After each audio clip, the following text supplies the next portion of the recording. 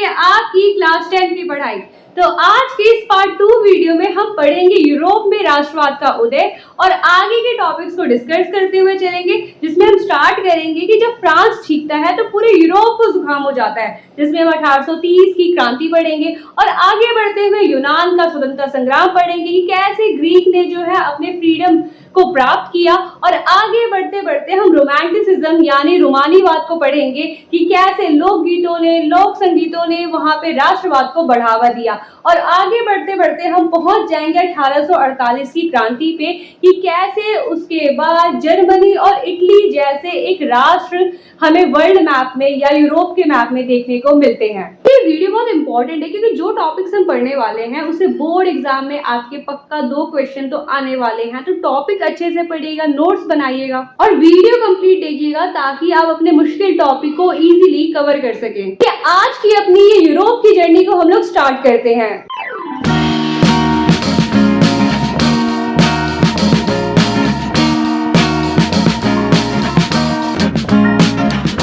Topic को start करते हैं। टॉपिक का नाम है क्रांतियों का युग 1830 से 1848। तो ये वो टाइम पीरियड था जब पूरे यूरोप में उथल पुथल हो रहा था, हलचल मची हुई थी, और इस टाइम कई सारी क्रांतियां हो रही थी जो कि फ्रांस से स्टार्ट होती थी और पूरे यूरोप में वो उस क्रांति का हमें प्रभाव देखने को मिलता था।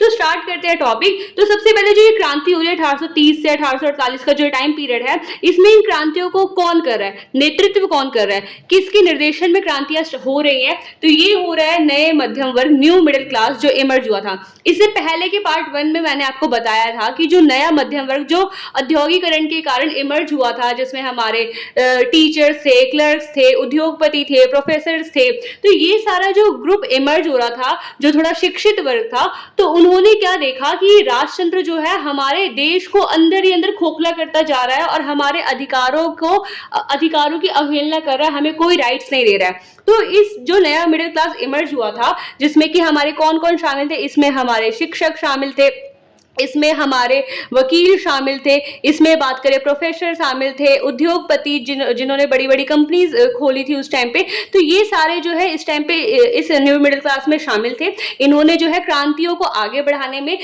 उसको लीड करने में जो है अहम भूमिका निभाई थी। क्रांति थी हमारी सबसे पहले 1830 की जुलाई क्रांति। इसको जुलाई क्रांति के नाम से भी जाना जाता है। कहाँ पे हुई थी? फ्रांस में हुई थी। फ्रांस के पेरिस से जो है ये क्रांति स्टार्ट हुई थी। 1 मार्कर के लिए याद कर लीजिएगा कि 1830 की क्रांति की शुरुआत कहां से हुई थी? तो फ्रांस से हुई थी। अब जब ये क्रांति हुई, इसका क्या कारण था, ये क्रांति क्यों हुई? तो इससे पहले की वीडियो में भी मैंने आपको समझाया था। अगर आपने पार्ट 1 नहीं देखी है तो प्लीज उसको देख लीजिए ताकि आप आगे के चैप्टर के जो पॉइंट्स है उसको करेक्ट कर पाए। तो 1830 की जो जुलाई क्रांति हुई थी, इसको होने का मेन रीजन ये था कि 1815 में जो वियना सम्मेलन हुआ था, तो उसमें जो ब्रिटेन, रूस, प्रशा और ऑस्ट्रिया थे, इन्होंने जो है क्या किया था, पूरे यूरोप में नई रूढ़िवादी व्यवस्था को स्टार्ट करने की कोशिश की थी, जिसमें उन्होंने प्रेस पे सेंसरशिप लगा दिए थे, अखबारों को बिना अपनी मर्जी के मतलब उनकी मर्जी के छापने के लिए बाध्य किया था कि जो रूलर बोले, जो अथॉरिटी बोले, उसी के अकॉर्डिंग जो है अखबारों को छापना है, और लोगों को जो अधिकार दिए गए थे उनको खत्म कर दिया गया था, सामंतीवादी व्यवस्था को स्टार्ट कर दिया था। तो जो पुरानी व्यवस्था पूरे यूरोप में चल रही थी, उसको दोबारा से 1815 के बाद जो कॉन्फ्रेंस हुआ था वियना में, दोबारा से पूरे यूरोप में जो है लागू कर दिया। अब एक बात बताइए मुझे, जब आप मान लीजिए जैसे कि आपने क्या किया, आपने आम एक बार चख लिया और आपको बहुत पसंद आया, तो आप उसे दोबारा चाहेंगे कि मुझे दोबारा आम मिले, दोबारा लीची मिले। तो वैसे ही जब फ्रांस में एक बार नेपोलियन के टाइम पे लोगों ने स्वतंत्रता का स्वाद, समानता का स्वाद चख लिया, तो जब उन पे दोबारा से पुरानी व्यवस्था थोपी जाएगी तो वो फिर से डिमांड करेंगे या नहीं करेंगे? करेंगे, स्वतंत्रता मांगेंगे, समानता मांगेंगे। तो वही जो 1815 में जो वियना सम्मेलन हुआ था, जो उसके बाद स्थापित की गई थी नई रूढ़िवादी व्यवस्था, उसी के खिलाफ 1830 में पूरे फ्रांस में, पेरिस में जो है क्रांति होती है, जिसे 1830 की जुलाई क्रांति के नाम से जाना जाता है। अब ये क्रांति का हमने कारण देख लिया। मेन कारण क्या था? जो 1815 की वियना संधि हुई थी, उसके बाद जो रूढ़िवादी व्यवस्था पूरे यूरोप में फैला दी थी, तो उसके विरोध में जो है ये 1830 की जुलाई क्रांति हुई। अब जब ये क्रांति हुई तो इसका रिजल्ट क्या निकला, क्या परिणाम निकला इसका? तो सबसे पहले हमने ये भी पढ़ा था पहले की वीडियो में, पहले के पार्ट में। मैं आपको फिर से कह रही हूँ, प्लीज पार्ट 1 जरूर देखिएगा ताकि आप आगे के टॉपिक्स को अच्छे से समझ पाए। तो इसका रिजल्ट क्या निकला, 1815 में जो वियना सम्मेलन हुआ था, तो उसके बाद क्या किया गया था, फ्रांस क्योंकि बहुत विस्तार कर रहा था, बहुत ज्यादा एक्सपेंड कर रहा था नेपोलियन के टाइम पे, तो नेपोलियन को तो हरा दिया गया वाटरलू के वॉर में। उसके बाद 1815 के बाद जो बुर्बा वंश था, जो इसमें लुई सोल्वे और भी कई सारे जो रूलर पहले रूल करते थे फ्रांस में, उनकी डायनेस्टी का जो शासन चलता था, तो उस शासन का जो है अंत किया गया 1830 की जुलाई क्रांति के बाद। ये ध्यान रखना है, बुर्बा वंश का जो है अंत हो गया 1830 की जुलाई क्रांति के बाद। और ये कब आई थी बुर्बा वंश, 1815 में जो वियना सम्मेलन हुआ था, उसके बाद इन्होंने दोबारा जो है जो बुर्बा डायनेस्टी फ्रांस में रूल करती थी उसको ला दिया था। बट 1830 की जब क्रांति हुई तो उसके बाद जो है बुर्बा वंश को खत्म कर दिया, अंत कर दिया। इसके अलावा जो राजतंत्र व्यवस्था थी उसको खत्म करके संवैधानिक राजतंत्र को एस्टैब्लिश किया गया। संवैधानिक राजतंत्र का क्या मतलब है कि यहाँ पे इस वर्ड को अगर आप तोड़ेंगे तो इसका मतलब है कि यहाँ पे संविधान भी होगा प्लस यहाँ पे राजतंत्र यानी राजा भी होगा। राजा किसके अकॉर्डिंग काम करेगा, संविधान के अकॉर्डिंग काम करेगा। तो यहाँ पे संवैधानिक राजतंत्र को जो है एस्टैब्लिश किया गया पहली बार फ्रांस में।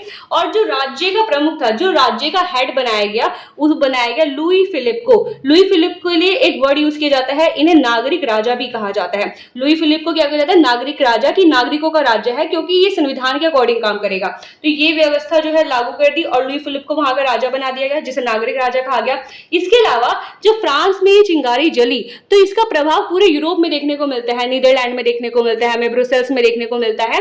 तो यही यहाँ पे मैंने पॉइंट लिखा है कि यूरोप में राष्ट्रवादी भावना जो है इस क्रांति के बाद प्रबल हो गई कि भाई फ्रांस कर सकता है तो हम क्यों नहीं कर सकते। तो पूरे यूरोप में हमें जो है इस टाइम पे राष्ट्रवादी भावना फैलते हुए देखने को मिलती है, जिसके एग्जाम्पल ब्रुसेल्स है, नीदरलैंड है। इसी बात को ध्यान में रखते हुए मेटरनिक ने ये बात बोला था। अब मेटरनिक कौन है, ये मैंने आपको पार्ट 1 वीडियो में बताया था। पहले आप मुझे कमेंट करके बताइए कि मेटरनिक कौन है, अगर आपने वीडियो देखी है तो मेटरनिक ने क्या बोला था कि जब फ्रांस चीखता है तो पूरे यूरोप में सर्दी जुकाम हो जाता है। क्या मतलब हुआ इसका कि अगर फ्रांस में कोई क्रांति की आग जलती है तो वो पूरे यूरोप में फैल जाती है, पूरे यूरोप में आग लग जाती है। पूरा यूरोप चाहता है कि जैसे फ्रांस ने क्रांति की है और अपनी स्वतंत्रता, समानता, राष्ट्रतंत्र को खत्म किया है, वैसे ही हम भी जो है सुधार लेकर आए और पूरा यूरोप भी जो है उसकी डिमांड करने लग जाता है। तो यही बात जो है यहाँ पे बोली हुई है। तो ये आपके लिए 1 मार्कर के लिए इंपॉर्टेंट है कि ये कथन किसका है कि जब फ्रांस चीखता है तो पूरे यूरोप में सर्दी जुकाम हो जाता है। तो ये कथन है हमारे भाई साहब मेटरनिक की। तो ये तो हमने कर लिया फ्रांस में जो 1830 में जुलाई क्रांति हुई थी। अब हम आते हैं अपने नेक्स्ट टॉपिक पर। टॉपिक स्टार्ट करते हैं। टॉपिक का नाम है यूनान का स्वतंत्रता संग्राम, जिसमें हम यूनान के फ्रीडम स्ट्रगल के बारे में पढ़ेंगे कि कैसे यूनान ने जो है अपनी आजादी के लिए संघर्ष किया। अब इस टाइम फ्रांस से जो चिंगारी जली थी वो पूरे यूरोप में फैल गई थी। पूरा यूरोप जो है इस टाइम पे देशभक्ति की भावना से, राष्ट्रवाद की भावना से जो है पूरा ओतप्रोत हो चुका था, पूरा उसमें घुस चुका था।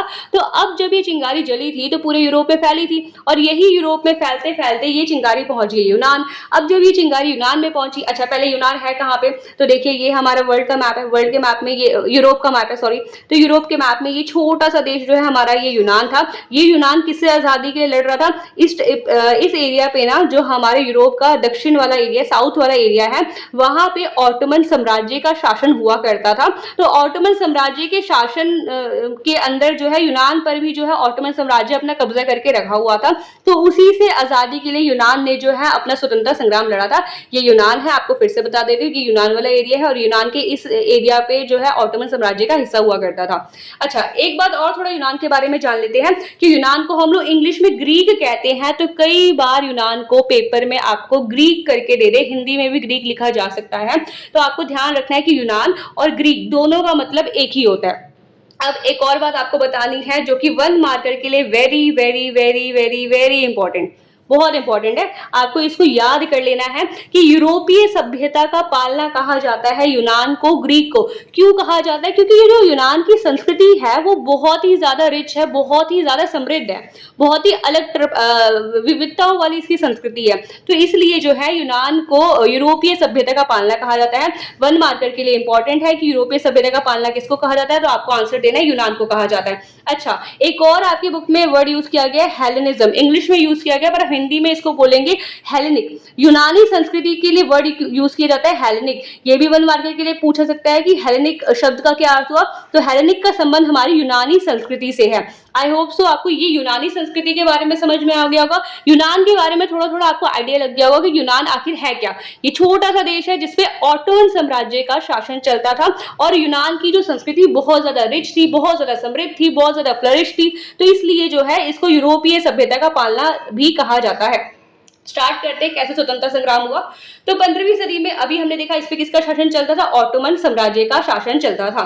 अब जब पूरे यूरोप में राष्ट्रवाद की भावना फैल चुकी है, फ्रांस में फैल चुकी है, वो चिंगारी तो वहीं स्टार्ट हुई थी और पूरे यूरोप में जब ये भावना फैली तो इसका प्रभाव हमें यूनान की स्वतंत्रता संग्राम में भी देखने को मिलता है कि राष्ट्रवाद की भावना से जो यूनान प्रेरित था।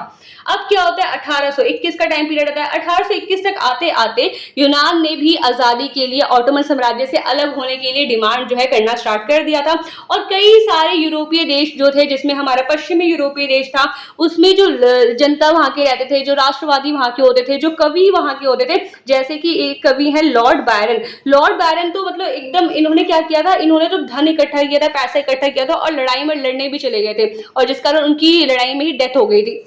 तो इतना लोग जो है यूनान को स्वतंत्र कराने के लिए लोगों ने योगदान दिया था, जिसमें यूरोप के देशों ने, कवियों ने, कलाकारों ने जो है समर्थन किया था कि यूनान को जो है ऑटोमन साम्राज्य से अलग होना चाहिए, अपना खुद का अलग देश बनाना चाहिए। तो ये स्वतंत्रता संग्राम की पूरी लड़ाई हुई थी। अब याद रखना है, अब इतना लड़ाई हो रहा था तो आखिरकार ऑटोमन साम्राज्य की उस टाइम जो राजधानी हुआ करती थी कुस्तुनतुनिया, ये जो कुस्तुनतुनिया है ये एक जगह का नाम है जो कि ऑटोमन साम्राज्य का कैपिटल हुआ करता था। तो इस कुस्तुनतुनिया में एक संधि हुई जिसके माध्यम से यूनान को स्वतंत्र करा दिया गया। इंपॉर्टेंट फॉर 1 मार्कर क्वेश्चन, कुस्तुनतुनिया संधि कब हुई, 1832 में हुई। कुस्तुनतुनिया संधि के तहत किस देश को स्वतंत्र किया गया, यूनान को स्वतंत्र किया गया। यूनान का ही दूसरा नाम क्या है, ग्रीक है। आई होप सो ये टॉपिक भी आपको क्लियर होगा। अब हम आते हैं अपने नेक्स्ट टॉपिक पे। तो नेक्स्ट टॉपिक है हमारा रोमानी कल्पना और राष्ट्रीय भावना। तो इसमें बेसिकली हमें रोमानीवाद के बारे में पढ़ना है, जिसे इंग्लिश में रोमांटिसिज्म कहते हैं। इसने कैसे राष्ट्रवाद की भावना को बढ़ाने में अहम भूमिका निभाई, इससे क्वेश्चन आ सकता है। तो ये आपके लॉन्ग मार्कर के लिए जो है इंपॉर्टेंट है। लॉन्ग क्वेश्चन इससे आ सकता है कि रोमानीवाद क्या है, रोमानीवाद ने राष्ट्रवाद की भावना को कैसे बढ़ाया। तो रोमानीवाद जब भी आएगा इससे आप कहेंगे यह एक सांस्कृतिक आंदोलन था। क्यों, क्योंकि ये लोगों की संस्कृति से जुड़ा हुआ था, जिसमें लोग लोकगीत हो गए या लोक काव्य हो गए, लोक नृत्य हो गए, जो फोक डांस हो गए, फोक स्टोरीज हो गई, फोक टेल्स हो गए, या फिर जो साहित्य हो गए, उनके माध्यम से जो है जनता में राष्ट्रवाद की भावना को बढ़ा रहे थे। अब मान लीजिए कि कोई व्यक्ति जो कि इलिटरेट है, निरक्षर है, पढ़ने में सक्षम नहीं है, नहीं पढ़ सकता तो ऐसी सिचुएशन में राष्ट्रवाद की जो इतनी नेशनलिज्म जैसी जो बोलते हैं ना कि विचार होते हैं, थोड़ा उसको समझने में प्रॉब्लम हो सकती है। बट ऐसी सिचुएशन में आगे सामने आया यूरोप में रोमानीवाद। रोमानीवाद में क्या किया गया कि जो लोकगीत होते हैं, फॉकटेल्स होते हैं, उसके माध्यम से जो है राष्ट्रीय भावना लोगों में बढ़ाई गई। अब आप बताइए, जब आप देशभक्ति का गाना सुनते हैं 15 अगस्त के दिन जो है सबके, मतलब मेरे को तो लगता है पूरे इंडियंस के दिल में जो है देशभक्ति जाग जाती होगी। बट बाकी टाइम ये देशभक्ति कहाँ रहती है, नहीं रह पाती है। क्यों, क्योंकि उस टाइम ना हर जगह हमें ये नेशनल एंथम सुनने को मिलता है, गाने सुनने को मिलते हैं देशभक्ति वाले, तो उससे बहुत ज्यादा हमारे अंदर राष्ट्रवादी भावना आती है। तो वैसे ही यहाँ पे क्या किया गया, रोमानीवाद का यूज किया गया। इसी को रोमानीवाद कहते हैं, जिसमें जो है लोकगीतों, काव्यों, लोक नृत्यों के माध्यम से जो है राष्ट्र की भावना को प्रबल करने का कोशिश किया जाता है। अब इसी में एक जर्मन दार्शनिक है। अच्छा, दार्शनिक का मतलब क्या होता है, दार्शनिक जिसे फिलोसफर कहते हैं, जो अपने दर्शन मतलब अपने विचार प्रकट करते हैं जीवन से रिलेटेड, सोसाइटी से रिलेटेड। तो उसमें थे योहान ग्रॉटफ्रिड। याद कर लेना इसको, क्योंकि आप जब लॉन्ग आंसर प्रिपेयर करोगे तो उसमें अगर आप 1-2 थिंकर का नाम यूज करोगे तो बहुत अच्छा रहेगा। तो जर्मन दार्शनिक थे योहान ग्रॉटफ्रिड। उन्होंने बोला कि राष्ट्र की सच्ची आत्मा लोकगीत, काव्य, लोक नृत्यों से प्रकट होती है। इसके माध्यम से, मतलब इनके माध्यम से जो है हम लोगों में राष्ट्रवादी भावना को प्रबल कर सकते हैं। इन्होंने ये बोला।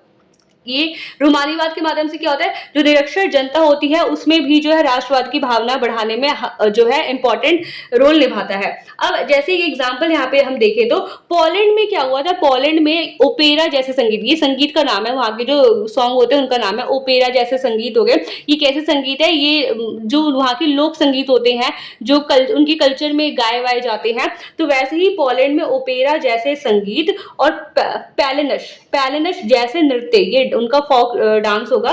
तो पैलिनस, ओपेरा जैसे जो संगीत थे ये उनकी राष्ट्रीय प्रतीक का चिन्ह बन गए। मतलब इनके माध्यम से जो है वो अपनी विचार जो है प्रकट करने लगे, लोक नृत्य के माध्यम से, लोक संगीत के माध्यम से। इसी तरीके से पोलैंड की यहाँ पे ना हमें एक बात यहाँ पे आ रही है, भाषा। भाषा ने भी जो है इंपॉर्टेंट रोल निभाया राष्ट्रवादी भावना को प्रबल करने में। हमारा जो रशिया था, रशिया में जो है पोलैंड भी थोड़ा सा छोटा सा हिस्सा है। तो पोलैंड में अधिकतर लोग जो है पॉलिश बोलते थे, या रशिया रूस में भी ना कई सारे पोलैंड के निवासी रहते थे जो पॉलिश बोलते थे। बट रूस में क्या हुआ था, उन पे जबरदस्ती रूसी भाषा थोपी जाती थी। तो पोलिश भाषा जो है तो यहाँ के जो पोलैंड के निवासी थे, इन्होंने अपनी भाषा के माध्यम से जो है विरोध जताया था रूस के खिलाफ। तो इस तरीके से अगर देखा जाए तो जो पोलिश भाषा थी वो भी रूस के प्रभुत्व के विरुद्ध संघर्ष का प्रतीक बन गई। तो ये पूरा था रोमानीवाद, जिसमें मेनली ध्यान रखना है कि ये सांस्कृतिक आंदोलन था और इसमें लोकगीत, काव्य, लोक नृत्य के माध्यम से जो है राष्ट्रवाद की भावना को बढ़ाया जाता था, लोगों में राष्ट्रवाद की भावना को प्रबल किया जाता था। इसमें आप एग्जाम्पल 2-3 डाल दे, जैसे पोलैंड में ओपेरा जैसे संगीत थे, पैलिनस जैसे नृत्य थे, तो वो जो है वहां की राष्ट्र का प्रतीक बन गए, जिसने राष्ट्रवाद को बढ़ावा दिया। इसके अलावा पोलिश भाषा ने जो है रूस की प्रभुसत्ता का विरोध किया और वो भी जो है वहां की जनता में राष्ट्रवाद को बढ़ाने में अहम भूमिका निभाया। तो ये पूरा था हमारा रोमानीवाद। नेक्स्ट टॉपिक है हमारा भूख, कठिनाई और जन विद्रोह, जिसमें हम पढ़ेंगे कि इस टाइम पूरे यूरोप की जो है स्थिति बहुत खराब थी। पूरे यूरोप में भूखमरी फैली हुई थी, जनसंख्या इतनी तेजी से बढ़ रही थी पर लोगों को रोजगार नहीं मिल रहा था, बेरोजगारी बढ़ रही थी, भूखमरी बढ़ रही थी और जगह जगह विद्रोह हो रहे थे। लोगों में आक्रोश था, जनता में आक्रोश था और इसी सब का परिणाम फिर से देखने को मिलता है हमारे पेरिस में। पेरिस जो कि हमारा फ्रांस में है, फ्रांस में फिर से जनता विद्रोह कर देती है। तो देखते हैं, फिर से एक बार दोबारा से बताती हूँ, गरीबी इस टाइम फैल रही थी, बेरोजगारी फैल रही थी, भूखमरी फैल रही थी, जगह जगह किसान मजदूर विद्रोह कर रहे थे। अब किसान मजदूरों का विद्रोह क्यों हो रहा था? क्योंकि इस टाइम पे जो काश्तकार होते थे, जो बड़े बड़े किसान होते थे, वो जो छोटे भूमि पे काम करने वाले किसान थे, उनको बहुत कम उनकी मेहनताना दे रहे थे। मतलब जितना वो काम करते थे उसके बदले बहुत कम उन्हें मिलता था और महंगाई वैसे ही बढ़ी जा रही थी, भूखमरी वैसे ही फैली हुई थी। तो इस सिचुएशन में हम देखते हैं पेरिस में, फ्रांस के पेरिस में फिर से विद्रोह होता है। और इस टाइम जो हमने पढ़ा था पहले कि जो लुई फिलिप थे, लुई फिलिप वहां पे बने थे नागरिक राजा। याद कीजिए 1830 की क्रांति के बाद फ्रांस में लुई फिलिप को नागरिक राजा बनाया गया था और वहां पे संवैधानिक राजतंत्र लाया गया था। बट इसके बावजूद भी लुई फिलिप जो है अच्छे से काम नहीं करते हैं, वो ये सारे सुधार नहीं लाते हैं जो जनता चाहती थी। तो परिणाम स्वरूप क्या हुआ, इन सारी सिचुएशन के बाद पेरिस में विद्रोह किया गया और लुई फिलिप जो है वहां से भाग गए, लुई फिलिप को वहां से भागना पड़ा और फ्रांस को जो है वहां के नागरिकों ने एक गणतंत्र राष्ट्र घोषित कर दिया, जिसमें जनता द्वारा चुने गए अब प्रतिनिधि को जो है देश की गद्दी दी जाएगी, देश का शासन संभालने को दिया जाएगा। तो ये सिचुएशन अब फिर से पेरिस में स्टार्ट हुई और धीरे धीरे ये पूरी सिचुएशन फैल जाएगी पूरे यूरोप में आग की तरह, जिसमें अब हम आगे पढ़ेंगे कि कैसे जर्मनी में भी जो है 1848 की क्रांति में लोग विद्रोह करते हैं। लोग बल्कि वहां पे राजतंत्र को खत्म करके संविधान बनाने का प्रयास करते हैं, बट इसके बावजूद भी वो असफल रहता है। तो अब हम आगे बढ़ते हैं और अपने नेक्स्ट टॉपिक को देखते हैं, जो इसी में हमें पढ़ना है 1848 की क्रांति में, जिसमें हमें जर्मनी के बारे में पढ़ना है। क्या होता है, जो फ्रांस से निकली आग थी वो पूरे यूरोप में फैल जाती है और पूरे यूरोप में यही सिचुएशन थी, गरीबी थी, बेरोजगारी थी, भूखमरी थी और जगह जगह विद्रोह था, जनता का आक्रोश था। अब इसका परिणाम यह हुआ कि जर्मनी में जो है प्रयास किया गया कि हम संवैधानिक राजतंत्र को स्थापित करें। जैसे फ्रांस ने पहले संवैधानिक राजतंत्र बनाया था और जिसमें लुई फिलिप को नागरिक राजा बनाया गया था, तो जर्मनी में भी क्या किया, फ्रैंकफर्ट संसद का निर्माण किया गया, फ्रैंकफर्ट संसद का गठन किया गया। फ्रैंकफर्ट एक जगह है जहाँ पे जो है जनप्रतिनिधि, मतलब लोगों द्वारा चुने गए जो प्रतिनिधि थे उनके द्वारा जो है वहाँ पे फ्रैंकफर्ट संसद का गठन किया गया। अब जब ये फ्रैंकफर्ट संसद बनी तो इसमें 831 जो है जनप्रतिनिधि शामिल थे, जो कि सेंट पॉल चर्च था वहां पे एकत्रित हुए थे मुद्दों पर बात करने के लिए, संवैधानिक राजतंत्र को स्थापित करने के लिए। तो जब ये चर्च में एकत्रित हुए तो इन्होंने प्रारूप पेश किया कि वहां के जो राजा थे जर्मनी के उस टाइम पे, वो थे लुई विलियम चतुर्थ, लुई विलियम फोर्थ। अब उनको ये प्रस्ताव पेश किया कि लीजिए अब यहाँ पे संवैधानिक राजतंत्र लाइए और आप भी संविधान के अकॉर्डिंग काम करिए, संसद के अकॉर्डिंग काम करिए। बट लुई विलियम चतुर्थ ने उसको ठुकरा दिया। अब यहाँ पे क्या होता है, फिर वहां की जो प्रतिनिधि थे, वहां की जो जनता थी, उन्होंने ये बोला कि ठुकरा के मेरा प्यार, मेरा इंतकाम देखोगे, ये जो गाना है उसको उन्होंने गुनगुना दिया। नहीं गुनगुनाया, मैं मजाक कर रही थी। अब वहाँ की जनता जो है मतलब गुस्सा हो जाती है, मतलब बहुत ज्यादा विरोध करने लग जाती है वहाँ के राजा का, जिसमें लुई विलियम चतुर्थ थे। यहाँ पे मैंने वही बताया आपको कि जर्मन संसद प्रारूप तैयार करने का प्रयास करती है, पर लुई विलियम चतुर्थ जो है संविधान के अनुरूप काम करने से मना कर देते हैं कि नहीं, मैं अपनी मर्जी से काम करूंगा, यहाँ पे तो राजतंत्र है तो राजतंत्र ही रहेगा। अब जब लुई विलियम चतुर्थ ये बात बोलते हैं, ठुकरा दिया उन्होंने। अब वहां की जनता जो है आक्रोश हो जाती है। अच्छा, एक बात आपको ध्यान रखना है कि जो फ्रैंकफर्ट संसद है, फ्रैंकफर्ट संसद में जो सदस्य थे वो मिडिल क्लास वर्ग शामिल था। जो नया मध्यम वर्ग जो हम स्टार्टिंग से पढ़ते आ रहे हैं, ये मिडिल क्लास ना बहुत इंपॉर्टेंट है, इसीलिए पूरे यूरोप की एक तरह से कह सकते हैं हिस्ट्री को बदलने में बहुत अहम भूमिका निभाई है। तो ये मिडिल क्लास जो थे, जिसमें हमारे पढ़े लिखे वर्ग, शिक्षक, वकील, प्रोफेसर, उद्योगपति ये शामिल थे। इसमें जो है मजदूर कारीगरों का ना मतलब उतना प्रतिनिधि नहीं था, उतने रिप्रेजेंटेटिव नहीं थे मजदूर के, कारीगर के, किसान के, छोटे किसान के, भूदास के। तो जो ये भूदास थे, किसान, कारीगर, इन्होंने जो है इस संसद को सपोर्ट नहीं किया, यहाँ के जो जनप्रतिनिधि थे उनको सपोर्ट नहीं किया। और साथ ही साथ जब ये प्रस्ताव पेश किया था लुई विलियम चतुर्थ को, उन्होंने भी इसको ठुकरा दिया और उसके बाद जो है सेना द्वारा फ्रैंकफर्ट संसद को ही भंग कर दिया कि लो भाई तुम्हारा काम ही खत्म कर देते हैं, ना रहेगा बांस, ना बजेगी बांसुरी, ना रहेगा फ्रैंकफर्ट संसद, ना करेगी मांग संवैधानिक राजतंत्र की। तो ये जो है रास्ता वहां पे जर्मनी में अपनाया था। अब हम आगे बढ़ते हैं और देखते हैं फिर क्या होता है। 1848 की क्रांति हुई थी, इसमें महिलाओं ने भी जो है अलग अलग रूप में अपना जो है भूमिका निभाया था, अपना जो है रोल निभाया था। इसके लिए इसको भी ना आप लॉन्ग आंसर के लिए रेडी कर लीजिए, क्योंकि कई बार महिलाओं से क्वेश्चन दे दिया जाता है कि महिलाओं की भूमिका बताए, तो आपको इस क्वेश्चन को भी रेडी कर लेना है। मैंने कुछ पॉइंट्स में इसको समेटा है, जैसे महिलाओं ने खुद के राजनीतिक संगठन स्थापित किए, अपने खुद के ग्रुप बनाए, खुद के क्लब बनाए और इन्होंने अखबार भी शुरू किए। कई सारी महिलाओं ने जो है अपने अखबार निकाले जिसमें महिलाओं के जो है राइट्स की मांग की गई, महिलाओं की डिमांड्स को रखा गया। इन्होंने राजनीतिक बैठकों में भाग लेना स्टार्ट किया, राजनीतिक अधिकारों की मांग की। जो यहाँ पे पॉइंट है कि राजनीतिक बैठकों में भाग लेना स्टार्ट किया, तो अभी हमने जो फ्रैंकफर्ट संसद पढ़ा था, तो फ्रैंकफर्ट संसद की जब बैठक हुई थी तो उसमें महिलाओं ने भी जो है पार्टिसिपेट किया था और महिलाएं भी वहां पे भाग ली थी। बट क्या रखना है कि केवल वो मूक दर्शक के रूप में थी वहां पे, मतलब अब उस टाइम की सोसाइटी में, मतलब आज भी देखा जाए तो महिलाओं को उतनी इंपॉर्टेंस नहीं दी जाती थी। हालांकि कुछ महिलाओं ने हिम्मत करके आगे बढ़ के बहुत अच्छा प्रदर्शन किया, बट फ्रैंकफर्ट संसद में हमें देखने को मिलता है कि महिलाओं को केवल मूक दर्शक तक सीमित कर दिया, केवल वो खड़े होकर देख रही हैं, उन्हें अपने अधिकारों के लिए बोलने का जो है राइट्स नहीं दिया गया। और वैसे अगर पूरी वर्ल्ड हिस्ट्री में देखा जाए तो महिलाओं को वोट का अधिकार, मत का अधिकार भी बहुत बाद में जाके मिला, बहुत बाद में जाके मिला। बल्कि इंडिया में अगर देखें तो इंडिया में जब हमें आज़ादी मिली तो आज़ादी के तुरंत बाद ही हमने अपनी महिलाओं को जो है मत का अधिकार दे दिया था।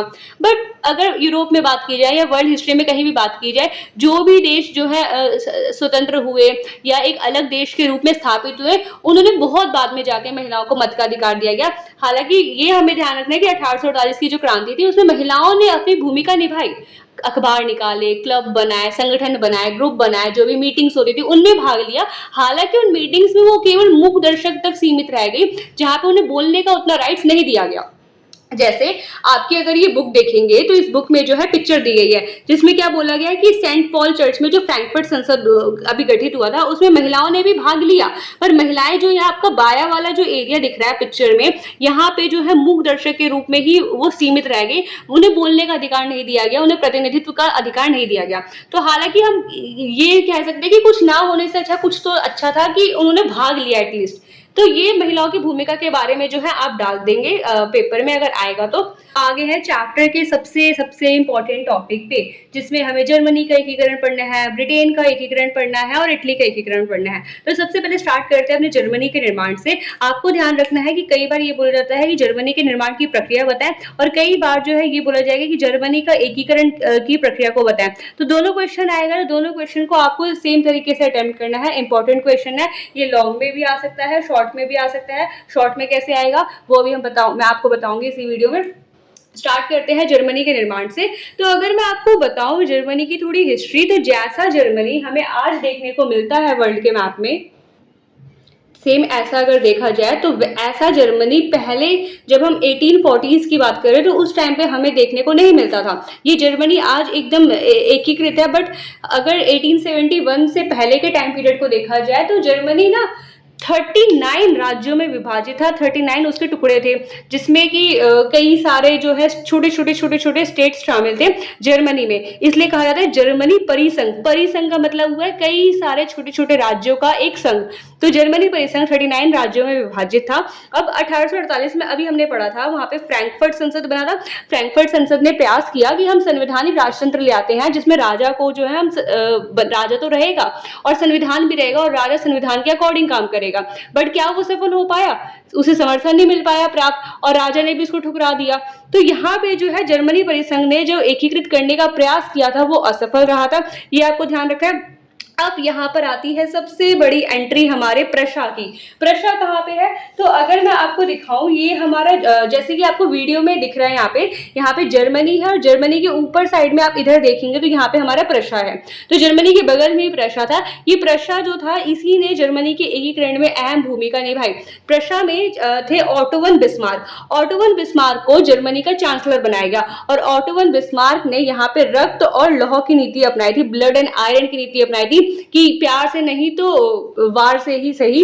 ये उन्होंने तरीका अपनाया था कि अगर कोई प्यार से नहीं मान रहा एकीकृत होने के लिए तो चलो लड़ाई करते हैं, लड़ाई करके जो है उसको शामिल कर लेते हैं। तो उन्होंने रक्त और लौह की नीति अपनाई थी। सारा युद्ध के माध्यम से है सबको जो है एकीकृत किया था जर्मनी को। इसमें जैसे ऑस्ट्रिया हो गया, डेनमार्क हो गया, फ्रांस हो गया, इनके खिलाफ इन्होंने 7 साल तक लड़ाई की और सारी लड़ाइयों में जीते और छोटे हिस्सों में जो जर्मनी बटा हुआ था उसको एकीकृत करने का इन्होंने प्रयास किया था। इसमें जो 1 मार्क के लिए आपको इंपॉर्टेंट रखना है ऑटो वन बिस्मार्क को। ऑटो वन बिस्मार्क ही थे जिन्होंने जर्मनी के एकीकरण में अहम भूमिका निभाई। कौन सी नीति अपनाई थी इन्होंने? रक्त और लौह की नीति अपनाई थी। इसके अलावा किस देश ने जर्मनी के एकीकरण में अहम भूमिका निभाई? तो प्रशा ने जर्मनी के एकीकरण में अहम भूमिका निभाई। अब जब ये सारी प्रक्रिया चल रही थी, ऑटो वन बिस्मार्क ने सारी लड़ाइयां जीत ली, तो उसके बाद जनवरी 1871 में जर्मनी का एकीकरण पूरी तरीके से पूर्ण हो जाता है। टिक मार्क लगा दिया मैंने आपको, जर्मनी एकीकृत हो चुका है हमारा, जैसा आज हमें यूरोप में देखने को मिलता है। और उसके बाद विलियम प्रथम जो थे उसको जर्मनी का सम्राट घोषित किया गया। तो ये था हमारा जर्मनी का पूरा एकीकरण। एक बार दोबारा से रिमाइंड कराती हूँ आपको, दोबारा से हम लोग रिवाइज कर लेते हैं। 39 राज्यों में जर्मनी विभाजित था। 1848 में फ्रैंकफर्ट संसद ने प्रयास किया कि जर्मनी को एकीकृत कर लेते हैं, पर नहीं कर पाया। उसके बाद आया प्रशा। प्रशा ने एंट्री मारी, जर्मनी का एकीकरण कर दिया। इसमें प्रशा में कौन आए थे? Auto von Bismarck. Auto von Bismarck ने रक्त और लौह की नीति अपनाई और उसके माध्यम से जर्मनी को एकीकृत कर दिया। इसमें उन्होंने ऑस्ट्रिया, डेनमार्क, फ्रांस के खिलाफ 7 साल तक लड़ाई लड़ी, 7 वर्षीय युद्ध लड़ा और उसके बाद जर्मनी को एकीकृत किया। और फाइनली जनवरी 1871 में हमारा जर्मनी एकीकृत होके आ गया। जो जर्मनी पहले 39 हिस्सों में बटा हुआ था, अब वो बन गया पूरा एकीकृत। और उसके बाद विलियम प्रथम को जर्मनी का राजा घोषित कर दिया गया। तो ये था पूरा जर्मनी का निर्माण। अब देखते हैं हमारे इटली के निर्माण को, इटली के एकीकरण को। अब सबसे पहले आप ये समझिए कि ये इटली का मैप है, ठीक है। आपको यहाँ स्क्रीन पे भी दिख रहा होगा कि इटली कैसा है। तो ये मैं आपको यहाँ पे इधर आइए बोर्ड पे, यहाँ पे डायग्राम से समझते हैं इटली के बारे में। तो अगर आप इटली को देखेंगे तो इटली का जो ये हिस्सा है ये नॉर्थ है, उत्तर है, ये क्या है? मध्य इटली है, और ये क्या है? ये दक्षिण इटली है। तो इटली के उत्तर वाले हिस्से पे नियंत्रण था ऑस्ट्रिया साम्राज्य का, ऑस्ट्रिया का नियंत्रण था। और मध्य वाले हिस्से पर नियंत्रण था पोप का। पोप यानी चर्च के जो पादरी होते हैं उनका शासन चलता था। और बात करें दक्षिण में, तो दक्षिण में चलता था शासन बूर्बो वंश का। बूर्बो वंश कहाँ से रिलेटेड था? कमेंट करके जरूर बताइए। तो ये 3 हिस्सों में, मतलब वैसे तो इसमें छोटे छोटे 7 हिस्सों में हमारा इटली बटा हुआ था, पर अलग अलग उत्तर में, मध्य में, दक्षिण में जो है अलग अलग साम्राज्य का, अलग अलग राजाओं का जो है शासन चलता था। इसके अलावा इटली के 2 ऐसे हिस्से थे जिसमें हमारा पिडमोंट आता है और एक आता है सार्डिनिया, जो कि स्वतंत्र थे, इन पे किसी का भी नियंत्रण नहीं था। और बाद में हम देखेंगे कि इटली के एकीकरण में ये पिडमोंट और सार्डिनिया जैसे देश जो है महत्वपूर्ण भूमिका निभाते हैं। तो स्टार्ट करते हैं। होप सो आपको डायग्राम समझ में आ गया। यहाँ पे रिटन फॉर्मेट में देखते हैं। तो 1815 में जब वियना कांग्रेस हुआ था तो उसके बाद इटली को 7 हिस्सों में बांट दिया था। जैसा कि आप पिक्चर में देख पा रहे हैं कि इटली को कितने हिस्सों में बांटा हुआ है? 7 हिस्सों में बांटा हुआ है। और उस 7 हिस्सों वाली इटली से हमारे आज की वर्तमान इटली को बदलने में जो है कई हमारे व्यक्तित्व ने, कई जो इंपॉर्टेंट इसमें हम पढ़ेंगे, गैरिबाल्डी, जित्सपे मैत्सनी, कावूर, उन्होंने अहम भूमिका निभाई। तो ध्यान से देखिए, जैसे मैंने यहाँ पे लिखा है कि उत्तर इटली पे किसका नियंत्रण था? ऑस्ट्रिया का। मध्य में किसका नियंत्रण था? पोप का। और दक्षिण में किसका नियंत्रण था? बूर्बो वंश का, यानी फ्रांस का नियंत्रण था। अब उसके बाद अगर देखें तो इटली के एकीकरण में हमारे 3 व्यक्तित्व ऐसे हैं जिन्होंने इंपॉर्टेंट भूमिका निभाई, वेरी वेरी इंपॉर्टेंट, जिसमें एक आते हैं हमारे जिउसेppe मैज़नी, दूसरे आते हैं कावूर और तीसरे आते हैं गैरिबाल्डी, जिन्होंने एक एक करके जो है इटली को एकीकृत करने में अहम भूमिका निभाई थी। हमने सबसे पहले जिउसेppe मैज़नी के बारे में पढ़ा था कि इन्होंने यंग इटली नामक गुप्त संस्था बनाई थी और इस गुप्त संस्था में क्या है, इन्होंने राष्ट्रवादी भावना को बढ़ाने में अहम भूमिका निभाया। उसके बाद जब हम पढ़ते हैं कावूर को, तो कावूर कहाँ है, पिडमोंट के प्रधानमंत्री है। पिडमोंट कहाँ पे हमारे ये वाला, तो अभी पिडमोंट क्या है, यहाँ पे अहम भूमिका निभा रहा है। यहाँ पे जो कावूर है उनको पिडमोंट का प्रधानमंत्री बना दिया गया था। पहले आपको ध्यान रखना है, चैप्टर में 2 नाम दिए गए हैं। एक हमारा दिया है इमैनुअल द्वितीय। इमैनुअल द्वितीय राजा है और राजा के नियंत्रण में यहाँ पे प्रधानमंत्री काम करता है, जिसे चांसलर कहते हैं। ये मैं इटली की बात बता रही हूँ। यूरोप में ऐसे ही चलता है कि यूरोप में उस टाइम पे राजा हुआ करते थे और राजा के अधीन जो है प्रधानमंत्री होते थे, जिन्हें चांसलर कहते थे। तो ये मत समझिएगा जैसे कि प्रधानमंत्री है तो प्रधानमंत्री तो बहुत ऊपर वाली पोस्ट है, नहीं, यूरोप में उस टाइम प्रधानमंत्री ऊपर वाली पोस्ट नहीं थी, ऊपर वाली पोस्ट जो थी वहां पे राजा की थी। तो कावूर जो है पिडमोंट के प्रधानमंत्री नियुक्त किए गए। किसने नियुक्त किया, इमैनुअल द्वितीय ने नियुक्त किया। अब जब इनको नियुक्त किया गया पिडमोंट का प्रधानमंत्री, तो इन्होंने ऑस्ट्रिया को हराया, क्योंकि ऑस्ट्रिया जो है उत्तर में कब्जा करके बैठा हुआ था। तो ऑस्ट्रिया को इन्होंने हराया और उत्तरी इटली को जो है एकीकृत कर लिया। उसके बाद बात करते हैं हम लोग गैरिबाल्डी की। तो जिउसेppe गैरिबाल्डी ने क्या किया था, दक्षिण इटली में इन्होंने जन आंदोलन चलाया, लोगों को जो है एकीकृत होने के लिए शामिल किया और उन्होंने राष्ट्रवादी भावना को वहां पे बढ़ाया। तो और उसके माध्यम से इन्होंने दक्षिण इटली को जो है एकीकृत कर लिया। तो इन तीनों के माध्यम से अगर हम देखें तो 1870 में जो है इटली का एकीकरण हो जाता है और वहां के जो रूलर हैं इमैनुअल द्वितीय, उनको वहां का राजा घोषित कर दिया जाता है। तो ये पूरा इटली का एकीकरण था, इटली का निर्माण था।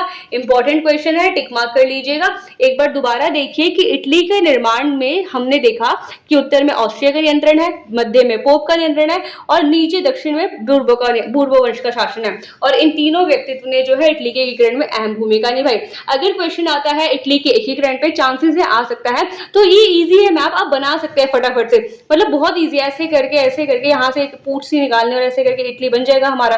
थोड़ा सा अमीबा टाइप का बन गया, यहाँ से आप थोड़ा बना लेंगे इटली आप प्रैक्टिस करेंगे ना, इजिली बना पाएंगे मैप। क्योंकि जब आप ऐसे करके दिखाएंगे ना, एग्जामिनर खुश हो जाएगा और भाई टिक टिक टिक टिक करके 5 नंबर ऐसे मिल जाएंगे आपको। तो आप ट्राई करिएगा बनाने का, अगर बना पाए तो। और उसके अलावा जब भी इटली का एकीकरण आएगा तो अलग अलग हेडिंग डाल के आप जिउसेppe मैज़नी, कावूर और गैरिबाल्डी को जो है मेंशन करेंगे और उनके योगदान को लिखेंगे। तो ये पूरा हमने इटली के एकीकरण को पढ़ लिया है। अब आपकी इटली के निर्माण से रिलेटेड एक पिक्चर यहाँ पे दी गई है, ध्यान से देखिए इस पिक्चर को। ये जो आपको राजा दिख रहे हैं जिन्होंने मुकुट पहना हुआ है, ये है हमारे विक्टर इमैनुअल द्वितीय, जिन्हें इटली का राजा बनाया गया था। और यहाँ पे जो उनके पैरों के पास बैठे हुए हैं वो है गैरिबाल्डी, जो उनको इटली नाम का जूता पहना रहे हैं। इसका क्या मतलब हुआ, गैरिबाल्डी ने जब दक्षिणी इटली को, अगर मैं आपको यहाँ पे दिखाऊं, गैरिबाल्डी ने जब ये साउथ इटली था, साउथ इटली को एकीकृत किया था, तो ये साउथ इटली को इन्होंने दे दिया था विक्टर इमैनुअल द्वितीय को कि आप संभालिए, अब ये इटली को आप ही संभालिए, इटली को आप शामिल कर लीजिए। तो यहाँ पे वही पिक्चर आपको दिखाया जा रहा है कि यहाँ पे गैरिबाल्डी उन्हें इटली नाम का जूता पहनाने में मदद कर रहे हैं। मतलब क्या कर रहे हैं, वो इटली के एकीकृत इटली में विक्टर इमैनुअल द्वितीय का जो है सहायता कर रहे हैं। ये पिक्चर ये इंडिकेट कर रहा है इटली के निर्माण से रिलेटेड है। आप एक बार देख लीजिएगा, क्या पता एग्जाम में ये पिक्चर दे रहे थे। आगे बढ़ते हैं और अब पढ़ते हैं हम लोग अपने ब्रिटेन के बारे में, अपने यूनाइटेड किंगडम के बारे में। ब्रिटेन को लेकर ना कई कंफ्यूजन होती है, क्योंकि ब्रिटेन को कई बार हम लोग इंग्लैंड कह देते हैं, ब्रिटेन कह देते हैं, यूनाइटेड किंगडम कहते हैं। ये नाम ही उसके ऐसे हैं। आज की वीडियो के बाद आपको ये डाउट नहीं रहेगा, तो समझिए कैसे। ये हमारा ब्रिटेन का मैप है। अगर ब्रिटेन में आपको दिखाऊं यूरोप के मैप में, तो ये हमारा जो है, ये रहा हमारा ब्रिटेन वाला पार्ट, ठीक है। ये हमारा यूनाइटेड किंगडम है पूरा का पूरा। तो यही मैंने यहाँ पे आपको ड्राइंग के मैप के थ्रू बनाने की कोशिश की है। आप चाहे तो एग्जाम में ऐसा बना सकते हैं, अच्छा लगेगा, अच्छा इंप्रेशन भी जाएगा टीचर के पास। देखिए समझिए, यहाँ पे ये जो हमारा ये वाला एरिया है, ये है हमारा ब्रिटेन, जिसकी राजधानी क्या है, इंग्लैंड है। तो ये तो है हमारा ब्रिटेन। और अगर उत्तरी हिस्सा बात करें तो ये है हमारा स्कॉटलैंड। तो ब्रिटेन और स्कॉटलैंड को जब हम मिलाते हैं तो इसको कहा जाता है ग्रेट ब्रिटेन। क्या कहा जाता है, ग्रेट ब्रिटेन। बट जब ब्रिटेन, स्कॉटलैंड और आयरलैंड, ये वाला पार्ट हमारा आयरलैंड है, तीनों को मिला देते हैं तो ये बन जाता है हमारा यूनाइटेड किंगडम। क्या बन जाता है, यूनाइटेड किंगडम। ध्यान रखना है, जब स्कॉटलैंड और ब्रिटेन को मिलाते हैं तो ग्रेट ब्रिटेन बनता है, और स्कॉटलैंड, ब्रिटेन, आयरलैंड को मिलाते हैं तो हमारा बनता है यूनाइटेड किंगडम, या जिसे हिंदी में ब्रिटानी राष्ट्र भी कहा जाता है।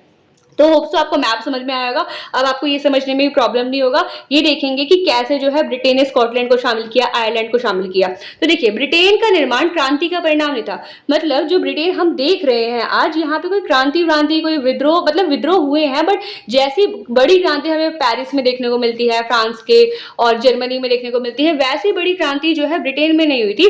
बल्कि ये जो ब्रिटेन हमें देखने को मिलता है, ये लंबी चलने वाली प्रक्रिया का परिणाम है। अगर हम देखें यूनाइटेड किंगडम, तो ये बनकर रेडी हुआ, तीनों जो देश शामिल जब हुए तो ये 1801 में जो है शामिल हुए थे। तो ये एक लंबी प्रक्रिया है। और 18वीं सदी में ब्रिटेन नहीं था, ये छोटे छोटे क्षेत्रों में बटा हुआ था। ब्रिटेन में वेल्स, स्कॉट, अंग्रेज, ये सारी जाति के लोग रहते थे। वेल्स यहाँ रहते हैं, स्कॉट यहाँ रहते हैं, और ब्रिटेन अंग्रेज, मतलब अलग अलग जाति के लोग ब्रिटेन में रहते थे। अब वहां पे संसद जो आई, संसद भवन थी वहां पे जो, उसने क्या किया, 1688 में राजतंत्र से ताकत छीन ली और राजतंत्र को वहां पे खत्म करने की कोशिश की और वहां पे कॉन्स्टिट्यूशन ले आए, संविधान ले आए। उसके बाद ये इंपॉर्टेंट है आपके 1 मार्कर के लिए, याद कर लीजिए, यूनियन एक्ट 1707। इसके तहत क्या किया गया, इसके तहत जो स्कॉटलैंड है और ब्रिटेन है, दोनों को मिला लिया गया और मिला के क्या बना दिया गया, ग्रेट ब्रिटेन बना दिया गया। तो क्वेश्चन ये आता है कि यूनियन एक्ट 1707 बताइए, या एक्ट ऑफ यूनियन 1707 बताइए, या एक्ट ऑफ यूनियन कब आया, 1707 में आया। ये किसको सम्मिलित करता है, किन देशों की बात करता है, ये स्कॉटलैंड और ब्रिटेन के गठन की बात करता है, ये ध्यान रखना है आपको। उसके बाद अब आते हैं आयरलैंड को कैसे शामिल किया। तो आयरलैंड में ना 2 जाति के लोग रहते थे। अगर आपको ये बताऊं, जो हमारा ईसाई धर्म होता है, ईसाई धर्म भी कई हिस्सों में बटा हुआ है, जिसमें 2 हम हिस्से देखते हैं, कैथोलिक और एक होता है प्रोटेस्टेंट। कैथोलिक और प्रोटेस्टेंट ईसाई धर्म को 2 भागों में बांटा गया है, ठीक है। तो जो आयरलैंड था, आयरलैंड में 2 धर्म के लोग रहते थे, एक कैथोलिक रहते थे, एक प्रोटेस्टेंट रहते थे। तो आयरलैंड में क्या हुआ था, कैथोलिकों ने मतलब विरोध किया था कि हम ब्रिटेन में, यूनाइटेड किंगडम में शामिल नहीं होना चाहते। तो इनके विरोध को जो है ब्रिटेन ने दबा दिया, दमन कर दिया। तो यहाँ पे यही पॉइंट लिखा है, आयरलैंड में कैथोलिकों के दमन किया गया, मतलब उनके जो विद्रोह, उनके कैथोलिकों के विद्रोह का दमन किया गया, आप ऐसे लिख सकते हैं। उन्होंने विद्रोह किया, उनका दमन किया गया, और उनको दमन करने के बाद 1801 में आयरलैंड, स्कॉटलैंड और ब्रिटेन तीनों मिल गए। तीनों को मिला के यहाँ पे बन गया हमारा यूनाइटेड किंगडम। और कब बना ये यूनाइटेड किंगडम, ये बना 1801 में। तो इस तरीके से ये ब्रिटेन का जो है पूरा निर्माण यहाँ पे खत्म हुआ। इस वीडियो में हमने इटली का निर्माण कर लिया, जर्मनी का निर्माण कर लिया, ब्रिटेन राष्ट्र का निर्माण देख लिया, रोमानीवाद को पढ़ लिया। इसके अलावा 1830 की जुलाई क्रांति जो फ्रांस में हुई थी उसको देखा, 1848 की उदारवादी क्रांति को देखा। तो बहुत इंपॉर्टेंट टॉपिक हमने यहाँ पे जो है कवर कर लिए हैं। बोर्ड एग्जाम के पॉइंट ऑफ व्यू से बहुत इंपॉर्टेंट है, पढ़ लीजिएगा, याद कर लीजिएगा बहुत अच्छे से। आप चाहे तो मैप बना के भी अपने आंसर को अच्छे से दिखा सकते हैं। तो होप्स कि आपको ये सारे टॉपिक अच्छे से समझ में आए होंगे। तो गाइस, कैसी लगी ये वीडियो कमेंट करके जरूर बताइएगा। चैप्टर समझ में आया नहीं ये भी बताइएगा। स्टडी ओरिएंटेड वीडियो के लिए जुड़े रहिए सोशल सूत्रा 2.0 के साथ, कि यही वो चैनल है जहां पे सोशल साइंस पढ़ाई नहीं फील कराई जाती है, मतलब सोशल सूत्रा।